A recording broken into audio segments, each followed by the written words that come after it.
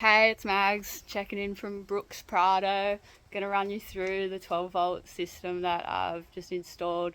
Full under-bonnet system to run USB chargers and a fridge in the back. So super simple system, but they wanted it done properly with good gear to last a long time and to be reliable out in the outback. They're gonna do a trip around Oz, so it needs to be sturdy, good gear, done properly. So let's have a look.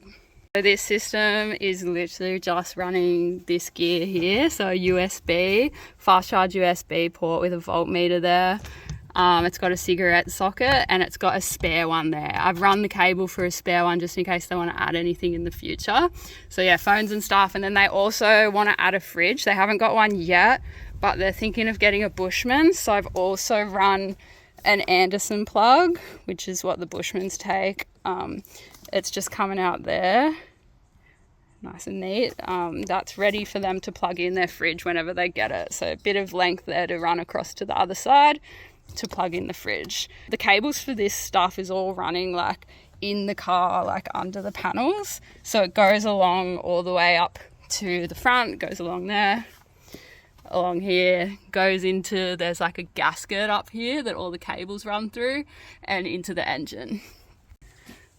They come out here and that's them coming through that. So they're, all the negatives are going here. This is a Blue Seas system thingamabob.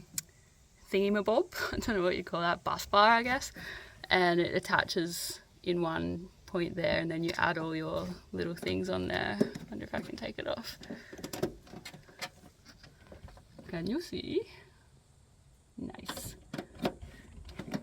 They're like made for boats, so they're super strong and durable and pretty waterproof with that stuff on it. And then so the negatives have come out and gone there, and then the positives come along and they go to this part here. So we've got fridge, cigarette lighter thing, USB and the spare one. And these have all got blade fuses here. So the way we're getting power to that stuff in the back is a second battery. You've got the engine starter battery and then a second one over here that I've installed. So this is a 100 amp hour AGM battery. It is mounted on there with a Piranha battery mount. Can't really see it down there, but that's a really strong mount that holds it in place there. And we are charging this battery in two ways. First way is from a solar panel on the roof. So they've got a rooftop tent and they've got a 200-watt solar panel mounted on there that they mounted on there themselves, ready to go. The other way it's being charged is from the car battery itself, the alternator, when they're driving. And the way that those things are getting charged is through a Red Arc Alpha 40 amp DC to DC charger with an MPPT solar charger integrated. So the charger is mounted under here. You can't really see it, but because I don't want to take this off because it's a bit like fiddly. But you can see the mount there and then the charger's on that. So the solar comes down. I've actually run the positive and the negative on either side of the windscreen. So positive comes down like the rail here, goes into this raily bit, don't know what you'd call that, and then down the windscreen. So you can kind of see it comes from there and then it slots in down the windscreen very discreetly.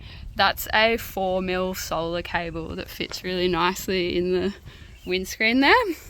It comes out the bottom here and then runs down. The positive goes all the way down to the Red Arc Alpha down here.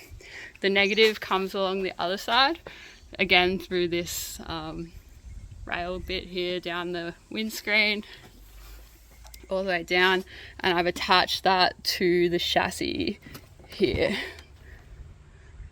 Solar neg.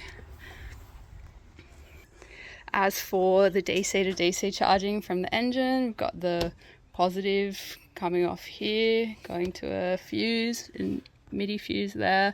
I think that's a 50 amp fuse, and this is 10mm cable. So the positive goes down to the charger under there, and the negative comes back from the charger and connects to the ground. I've just attached it there. Okay, so that's how the solar and the DC to DC comes to the Red Arc Alpha in there from that charger.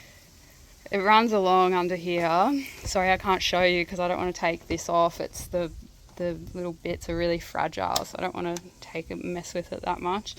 It comes up here, these tubes. It's where we've got the positive comes out, and then this is what we're working with over here. So the positive goes to the positive of the second battery. It's got a 50 amp fuse there, a MIDI fuse. Don't want to open that. And then the negative, we've got a shunt in the negative line there. So this is what will give you the battery percentage. This one's a Victron Smart Shunt 300 amp. It's the IP65 one, so it's waterproof. The negative goes to this side, the battery minus side of the shunt. And then the system load minus goes to a chassis ground. So I've done a ground in here. And then all the negatives from the appliances come here as well. There you go, that's my first ever four-wheel drive install. I'm pretty stoked with it. I reckon it came up pretty nice. I like how neat it is. I know there's probably different ways to do it, so yeah, if you would have done anything differently, let me know in the comments, or if you got any questions, you want to do something like this in your own four-wheel drive, and you want any more like info, tips and tricks about how to do it, let me know. See ya.